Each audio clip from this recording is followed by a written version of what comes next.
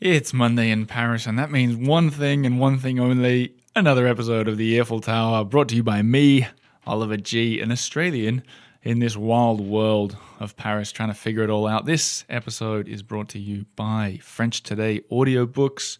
We'll be hearing a little bit from Camille, the woman behind it all. At the end of the episode, she'll be telling us about a mistake that is made by even advanced students. But today's guest is Bryan Pirolli, who is the mastermind behind The Gay Locals, tours about gay Paris. And when I say gay Paris, I mean gay Paris, not gay Paris, which we talk a little bit about in the episode. But we also talk about France, gay culture, how Paris's sort of very openly gay scene over the past couple hundred years has drawn people from around the world. We talk about it all, including a few places to go if you are gay and you're thinking about coming to Paris and you want a bit of a night out. You'll hear it all here. This is the Earful Tower with Bryan Pirolli talking about gay Paris. Enjoy the episode.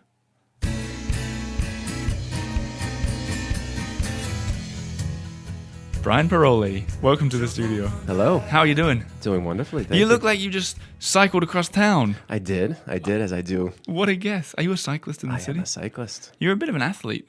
Yeah, sometimes. I mean, I like to run. How many marathons are we talking? Oh, we're up to 11 now. Is that true? Yeah. Have you done the Paris one? I've done it 3 times. Really? Can we start on talking about that? Because I've heard that is a really brilliant marathon to run. I mean, it's the best way to see Paris. It's just beautiful. Is it the best way to see Paris? No. It's definitely not the easiest way to do it. Well, if you're pressed for time. Right. It's a great way to see a lot in a little bit of time. How long does a marathon take? Oh, it takes me about 3 hours and 50 minutes. And so why do they say the Paris one's so good? You're running along the Seine. You see the Earful Tower, Notre Dame. You see all the major sites. Yeah. It's beautiful. I agree that it does sound very beautiful, but I'm not a marathon runner. It sounds also very difficult. Oh, by the time you hit kilometer 25, you start questioning everything in your life and all of your decisions. Someone told me that because it goes through the big park, both big parks, right? And when they get out to Vincennes, that people will take a little shortcut and cut off a couple of kilometers. No serious marathoner does but that. Some people do it. Did you see could. that? Do you see it? You could, but no, I've never thought of it because I thought, what's the point of training just to cheat? Yeah, well, I mean, you know what life is like. Yeah, that's true. Yeah. Anyway, we didn't come to talk about marathons in Paris, although we could. We came to talk about gay Paris because, as I've written in the show notes, you are something of an expert on the topic. A little bit, yeah. You literally give the tour. Yeah, and there's no one else doing it, really. So let's talk about, I think one thing is that we should start on, just to anyone confused out there, when people say gay Paris or when they write gay Paris as in gay Paris, what are they talking? Yeah, I mean, it really doesn't have a reference to homosexuality at all. It's more about sort of the bon vivant lifestyle that Paris espouses, back in the late 19th century, during the Belle Époque and the early 1900s. So, Paris was a great gay place to be.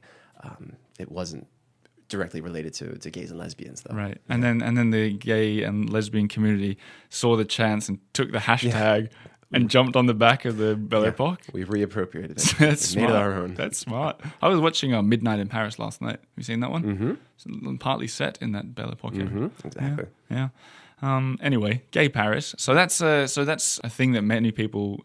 I mean, I don't know why people still say it. Is it kind of a well, it still has a connotation these days of Paris being a welcoming place for the gay community. Because even in the Belle Époque, Paris was a place set apart from maybe London. I mean, think of Oscar Wilde. He moved from London to France because Paris was a much more welcoming place for people with, let's say, alternative ways of living. Yeah. So why was that? Well, I mean, London was all about it was very posh and very, it was basically illegal too, I think, at a moment to be gay. And Paris just wasn't. Since the Revolution, the French Revolution, homosexuality has been decriminalized. Thank you, Napoleon. And so since, 1792, 1793, you could live in France without worrying about getting killed for your sexuality. Really? But in what was the story in London then? I don't know. I don't give tours of London. So obviously, it's a lot later than the end of the French Revolution. I think the decriminalization came a bit later. Yeah. Yeah. And then so people like Oscar Wilde were coming over here to live a little bit more. Is that a similar thing going on today? I mean, it must be for some countries. Probably not England. Yeah, I mean, when you look at North Africa and Southeast Asia and places where homosexuality is not as tolerated, Paris is this sort of beacon. You know, you come here and you can walk through the Marais and you see people, same-sex couples holding hands, a gay bookstore, gay bakeries, rainbow flags, and that there's something there. You know, it's still got this beacon mentality, I think. Let's talk a little bit about the Marais, because firstly, you and I, this is funny, dear listeners, if you're a regular listener or not, Bryan and I go way back talking about the Earful Tower, but you've never been in the studio before. No, first time. I think it's the first time I've had a guest who I've done a walk show with, but haven't done an episode with. So there's a badge of honor that you can put on. I'll wear it proudly. But we did a walk show. We walked down which street? Rue des Archives. Rue des Archives, which I think or at least I wrote, was the gayest street.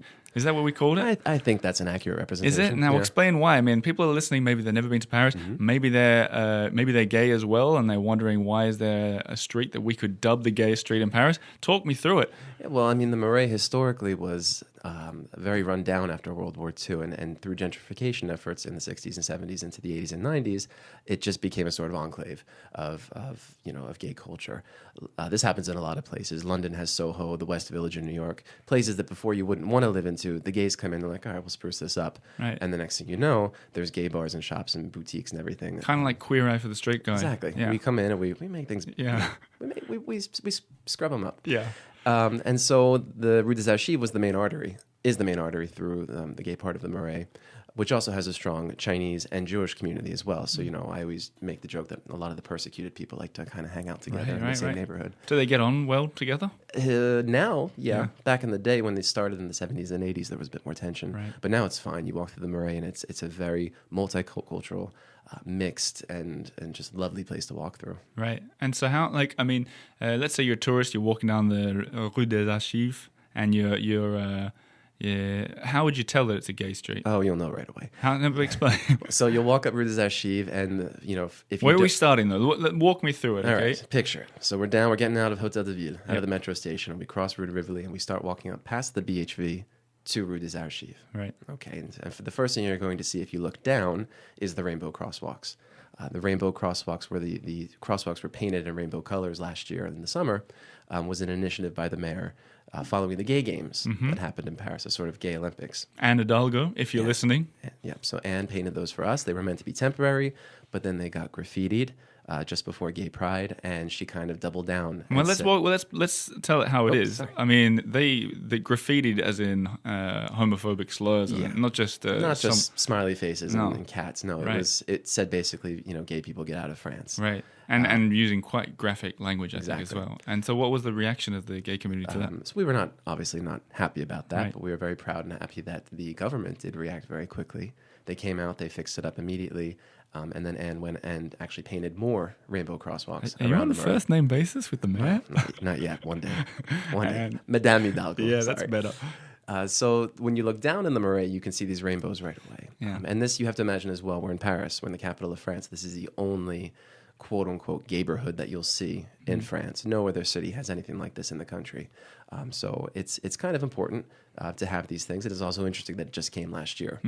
Since I've been in Paris, we've never had anything like that until recently. And you've been in Paris for a hot minute. It's been at least a little over 10 years. Wow. Yeah.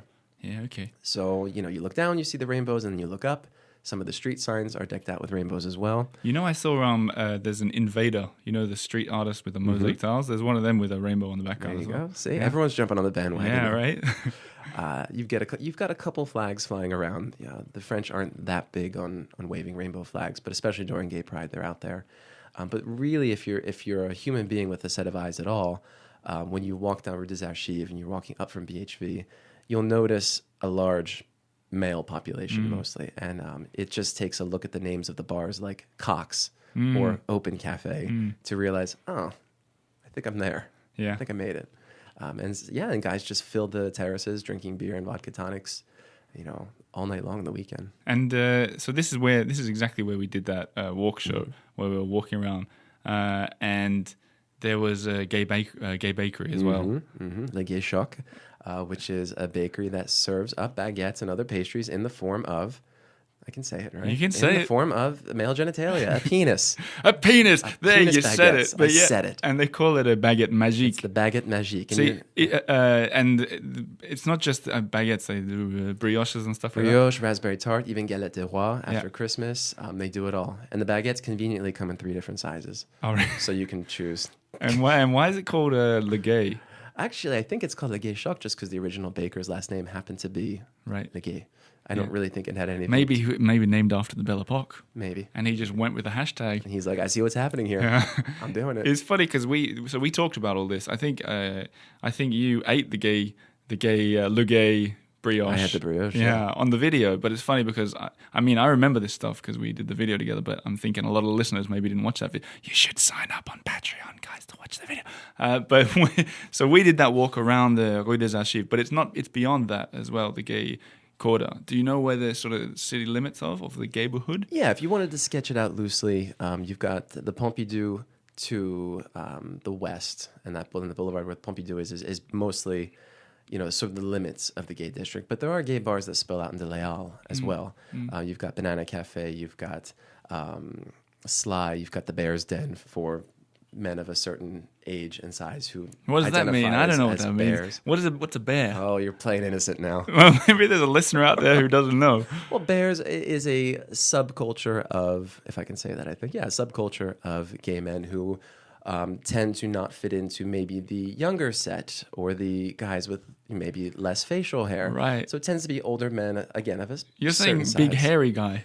Yeah. Is that what you mean? Well, I don't want to offend You're anyone. being very diplomatic, but I'm just trying to spell it. Yeah. Yeah, okay. So bears, but then, you have the otters and the twinks and all the other subsections as well. And as sort of everybody has their spot in Paris, but Right. it typically it's pretty mixed. What's the most, if this is a weird question, in Paris, what is the most typical kind of a gay man? Oh, what a beautifully impossible Is question it, to I have answer. no idea, but okay, so you say bear. I'm here to learn. Right, okay. Well, I mean- what percentage of gay men are bears? I mean, the same as anywhere in the world. I mean, the thing about it is, what's great about being in France as a gay man is that there is no super stereotypical image that you can paint. I mean, the joke that we always have when we look at European men, whether they're from France, Spain, or Italy, is always, are they gay or are they European? Because a lot of the norms between how straight men dress with skinny jeans and pointy shoes and gay men there's a lot of overlap. What does that say about European men? And it's not just Spain, Italy, and France. I mean, No. Sweden, Norway, Yeah, Denmark. just the notions of masculinity here are much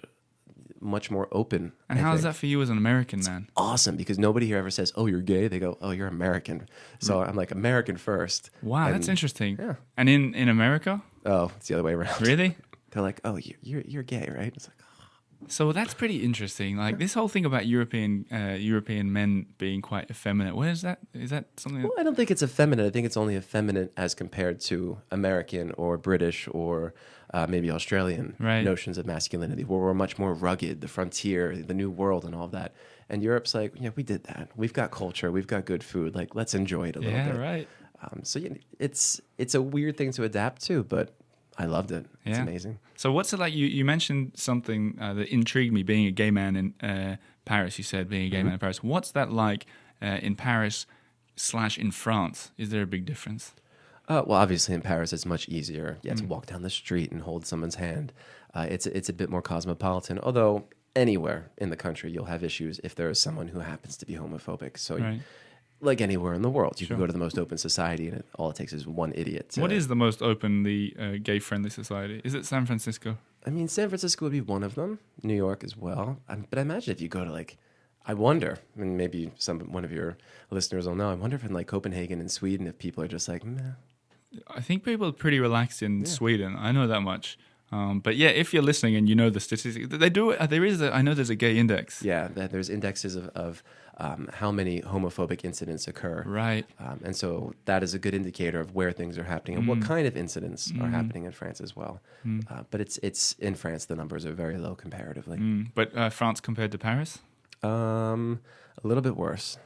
The rest of the country is, not as forward-thinking. Maybe when you go to the countryside, if you get an Airbnb with one bed in the countryside in France, there might be an eyebrow raised when you show up with your husband or your wife and you're in a gay couple, and they're like, "Oh, there's only one bed. We're so sorry." We're like, "No, it's cool. We got this." So, it's something you still need to think about. But overall, people just don't really care that much in general here as they would in other places. That must be quite a nice lifestyle. Well, it's great because it's the identity that I don't have to put first. I don't have to run down the street and be like, I'm gay. I'm an American. I'm a journalist. I'm a tour guide. I can play all these other hats first, and then like, oh, and I'm gay. They're like, yeah, well, I'm straight. So what? Yeah, like, you do you. Yeah, you do you, boo. Is that what you say? Without the boo, but yeah. What about around France? Last question around, because I traveled a lot for the honeymoon season of this show, and I feel like I got to learn the country a lot more because I was quite in a Paris bubble before. And I wonder if there's a place around France that's also known for being gay-friendly or even just more modern or more forward-thinking than the rest of France besides Paris. Yeah, in typically cities like Lyon and Nice are going to be friendlier. And you will find, not a gayborhood, but you'll find gay bars in those cities. Montpellier was where the first same-sex marriage took place after that passed. So Montpellier is known as well for being quite forward-thinking. It's a big student town, a lot of young people, so it's pretty open. And the Côte d'Azur as well. A lot of people go there to retire, and it's known for having a little bit of that maybe pizzazz that the gay community can enjoy down there. So there's pockets. There's pockets, but you'll never find anything like the Marais. No. Around the rest of the How country. does the Marais compare? I don't know how much you've traveled around the rest of the world and seen other gay community, gayborhoods. How does the Marais compare? Well, compared to, San Francisco or the Village in New York or Soho in London. Where's the Village in New York, by the way? The West Village? Where is, I don't know what that is. Washington Square Park, around that area. Oh, so Manhattan. Manhattan, Yeah, sorry, okay. Manhattan. Yeah. They are all, I guess we could say they're all aging in a way because with things like Grindr and Tinder and all these apps, people don't go out to the gay bars that were centered in these neighborhoods as much anymore. So it's, they're all there. They're all lively. The Marais is still fairly lively. But I think they're all getting a bit more commercial because now everyone's looking at these neighborhoods and the gentrification and they say, we want a part of that. So that's why it's weird now to go to the Cox and drink a €3 beer, which, by the way, is always awful. But to be looking at like a Prada and a Gucci store just across the street. Yeah, right. And that for, it's sort of the tail end of gentrification where it's gone so far now. Too far. Too far that these bars, their future might be, I don't want to say in peril because that sounds awful, but they might not be there in a couple of years. Was it during the walk show we did together that we went past the Cox bar and then a listener with the last name of Cox showed up? Do you remember that? Wendy Cox? Yeah. That was amazing. Yes. She's a regular listener, so Wendy, that was quite a moment to share. She tuned in and said, hello, we're standing right next to the Cox bar. Hi, Wendy. Hi, Wendy. Anyway, hope you're doing well. Yeah, me too. What I was thinking is I had Adrienne Leeds on this show, who's a real estate lady, and she said exactly what you said, that the gay community tends to steer the direction of gentrification in cities, and especially in Paris. And I think, if I remember correctly, she said that the same thing is happening in the second now, near sort of where all the sex clubs are in Saint-Hyacinthe area, sort of Montagues, just over to the east. Is that something you've noticed as well? Yeah, I mean, the Montagues area in the past few years has gotten really trendy. It's not necessarily gotten any gayer, right, but it is a place now where you look at the quality of the stores that are opening up and the quality of the restaurants and you realize, oh, I can't afford to live here anymore. Yeah, driving us all out, huh? Yeah. To Montmartre. Where do you live? I live in the third right now, so just on the northern edge of the Marais. Trendy third. Yeah, I got lucky. Yeah, it's not an easy neighborhood to find a place in. Right. I think what we should talk about a little bit before we get into your tips for some good bars, because time is absolutely flying. Jeez, yeah. Right? But I thought we could talk a little bit about tour guiding, because you obviously give tours to gay locals. So you walk around I assume you walk around the Marais. When you're doing it, you're pointing out things that also have nothing to do with being gay or gay connections and stuff too. I mean, it's hard to find something in Paris that doesn't have to do with being gay. Is that true? But we make it work. How so? No, it's. I'm joking a little bit, but the thing when you walk around Paris and you talk about the gay history, there's so much there that people just don't know. I mean, you can take any king and you can peel back some sort of scandal linked to them or some sort of relative that was gay or lesbian or a transvestite. There's so much to talk about. But yeah, the tours are not unique. Like, you don't need to be gay to understand our tours, and that's what I always tell people. It's just the gay anecdotes behind the larger bits of history that we like to jump into. What's one of your favorite anecdotes? Can you give it away on the show? One favorite anecdote? Yeah, you haven't. Well, look at the time, Brian. Jeez. I love talking about when I go to talk about Louis XIII. No, not Louis XIII. I like talking about. You put me on the spot here. I always do that. Well, I like talking about Louis XIV's brother. Okay. There's a whole family thing there because Louis XIII was allegedly a homosexual, but that was probably a lot of rumor. But then his two sons, one of them was a very out and, we'll say, quote unquote, proud homosexual at Versailles. So Louis XIV, we know, was the Sun King. He was doing his thing, lots of women. But then his brother, the Monsieur, Philippe, was very much not heterosexual and would have big orgies in Versailles and throw big parties. And I like to show my guests on the tour a picture of him where he's very dainty and very effeminate. And then his second wife, who was very much the opposite of that. They were a striking couple, we'll say. Yeah. So I show people that in the tour, and they're like, "Oh, yeah, look at her. That's." Oh, so it's. Are you saying she's a beard? Yeah. I'm gonna. We'll put a picture. I don't know if I've never tried to put a picture in the show notes before. We can try. But I'll see. We'll try. What's that? Do you not remember her name? She was the Madame de Palatine, and she just didn't care. Right. She was just like, I'm living my best life. I have my kids. And Pretty good life though out there in Versailles. Oh yeah, she was living it up. She had a great time. Right. That's pretty cool. Yeah. But the other thing that we said we'd talk about is some good gay bars. And this is where we can get as, well, I don't know. This is where you can get as nerdy as you want. Well, I wouldn't exactly say gay bars are nerdy. No, but I mean, as in you can get so niche as you want, because anyone that's got their pen and paper out is probably going to go to these bars. Well, yeah. So, I mean, it all depends on what you want. When you come to Paris, there's something for everyone's taste. There are a few lesbian bars that are out there, but most of the bars are geared towards gay men. So, like I said, you've got the Bear's Den if you are of that genre. Open Cafe and Cox are pretty standard for anybody, any age, any aesthetic. There are two good ones to start at. But one of my favorites is the Duplex. And the Duplex is actually the oldest existing gay bar in Paris, which is just, not far from the Pompidou. And they actually just did some renovations. It got bigger now. It used to be this tiny little cramped place. It's still tiny and cramped with a little extra space on the side now. And that's one of those gay bars, like a sort of old world gay bar where you get in the bar and everyone's sort of rubbing up against each other because there's no space to do otherwise. And you can actually talk to people and you can meet people. And it's something that in this day and age of technology, it seems really novel to have that possibility. What about for foreigners who don't speak French, right? Yeah, I mean, what would you recommend? Again, a place like Duplex, because it attracts so many people, there's always someone there speaking English, or you'll hear Spanish or Portuguese. Also, because there aren't as many options for gay bars as you'd think, internationally, like everyone who's here who speaks different languages, we all end up congregating in the same spot anyway. Right. So inevitably, you'll find somebody who speaks your language, unless you speak some sort of random dialect of some really random language. Romanche in Italy. There you go. Switzerland. What about a couple more gay bars? Well, then if you want to get a little bit more scandalous, the bars, the sort of late night bars where women are not encouraged / allowed to go. Now let's talk about this. Can a woman go in them? So a bar like Open Cafe, Duplex, yeah, they're fine. They're normal bars where everyone can just kind of hang out. There are other places where women very much cannot go. Really? So in the Marais, for example, there's Sector X, which used to be a very nice little local bar that I went with my friend Melanie all the time, and we would sit there and drink beer and have just the best evenings. Yeah. They turned into something a bit different a few years ago, where now the door is, it's all blacked out, and you have to knock to get in, and you go in, and there are absolutely no women in there, and you go downstairs, and there's absolutely no pants down there either. Really? It's one of those places. What about the bartenders? Are they all men as well? But yeah, they're all men and they're very nice and very just welcoming. But then you go downstairs into these sort of vaulted caves in these bars, and you realize very quickly that, you're not in Kansas anymore. It's wild. Yeah.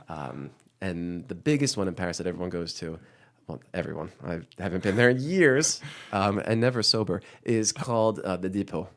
And the Depot is sort of this big joke because it's billed as Europe's largest back room. Right. And you go to Depot not to enjoy the wonderful drinks or the atmosphere, but for other things. Wow, okay, yeah. And this kind of bar you'd want to go to if you were a gay man and not a female friend of a gay man. Right, because she'll have to wait outside. Yeah, right. What about last question, because time has slipped away. If you're a straight man and you just want to go have a beer in one of the sort of... I mean, I assume you wouldn't be wanting to go to a place like Depot or the other one that you mentioned, the name of which... Sector X. Sector X. But you just want to have a beer in the Marais. Is it... are they open to, yeah? Yeah, I mean, because Open and Cox, they're very much sort of cruising bars where you want to go, and it's usually always men at night.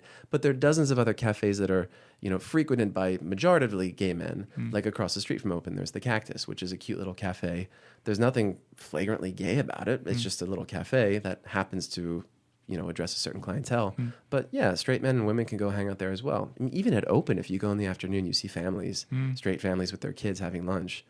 People don't look at it and think like, oh, that's a gay bar. We can't go in. The whole point of having a normalized cafe experience that just happens to be gay is exactly what I think people back in the 80s and 90s were going for. What do you think of Rosa Bonheur? The best. The best? Yeah. Well, I talked about this on a recent episode. It's a bar that it's just a typical bar in Butte-Chaumont that becomes a gay bar when the clock ticks 5 on a Sunday or something like that. Yeah, I mean, get there early because once they start putting the gates up, it's the line to get in. It's so crazy. Popular. But especially in the summer, Rosa Bonheur, it's just the most fun. Yeah. The ambiance there of everybody outside drinking rosé and beer well into the night, nothing beats it. And the music is great, and the drinks are fairly cheap, and that's that for us is probably the best experience you could have.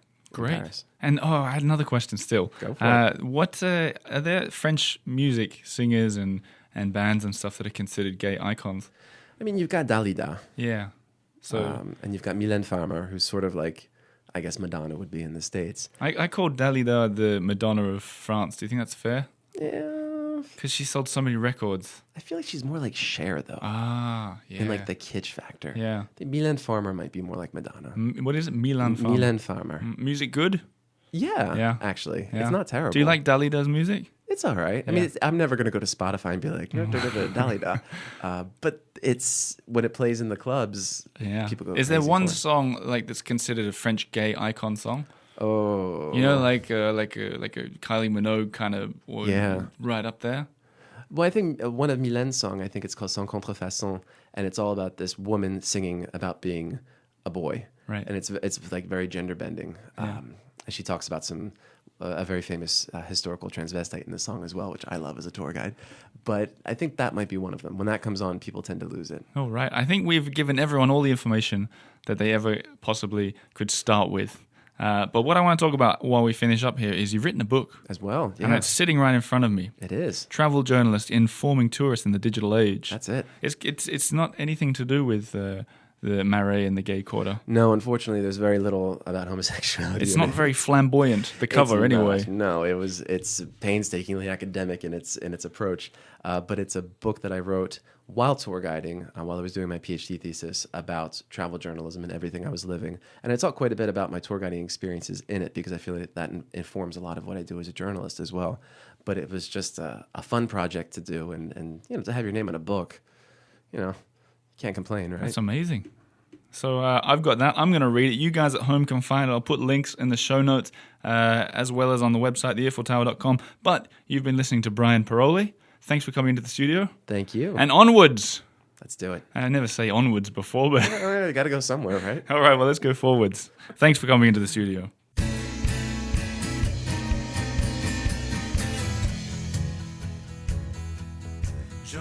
Well, there you have it. That was Bryan Pirolli. Check him out on The Gay Locals. But now it's time for Camille from French Today. We're going to be talking about, well, you're going to hear, she was in the studio for an episode a couple of weeks ago, and she hung around to record a few mini episodes. So this is a little bit about a mistake that even advanced students are making. It's about pronunciation. It's about ENT at the end of words. I'll head over. I'll let Camille take it from here. But before we get started, remember, if you want to join me in learning French, I'm literally doing the audiobooks. It is called French Today. And if you go to frenchtoday.com/earful2, like the digit 2, you'll get a further 10% off all of the audiobooks on the site. Me personally, I'm up to level 2. I started from the beginning. I'll talk a little bit more about my progress in upcoming episodes. But first, here's me and Camille. Take it away. What about this ENT thing? Yeah, that's a big shock for For me, as a teacher, I hear even advanced students who still pronounce the ENT, the il plural form at the end of their verb, whether it is in the present tense, just ENT, or even in the imparfait, where you have AI, ENT, and they still pronounce it as en, which is the case in adverbs like souvent, okay? But in verbs, the ENT is always, always, always silent. So, for example, like Ils arrivent, okay? So what do people say? Ils arrivent. Yes. Yeah. So you do have, I know it's complicated, but you do have an ANT, which is a tense of a verb, well, rather a form of a verb. But when it is ENT, which is the most common, it's always silent. And this, for once, is one of the things I don't get wrong, I think. I've never heard it. No. Heard you say it wrong. Yeah, so for you guys who are listening to this interaction between Camille and I for the first time, is she basically tests my French. That's fair, right? Yeah, that's fair. Or at least we chat in French every now and again, and then she tells me at the end everything that I've done wrong, which is I quite like it because it's a good way. It's a good way to learn. But this is one of the examples that you haven't caught me on yet. Yeah, Because no, I no. remember when I learnt it in French, ENT, is I just said to myself then, just never pronounce it, Oliver. Yeah, and that's something really important to get right from the beginning. Again, a typical example on how written French is different from pronounced French, and it's so important that you get it right because that sounds it's a bad mistake. It's a mistake that sounds bad, makes you sound like you don't know how to speak French. So There you go. And that is that's the French lesson for today. Thank you very much, Camille. you're very welcome.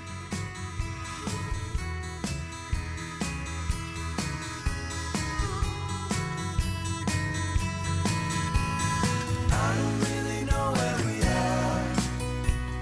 I just wanna look at the stars.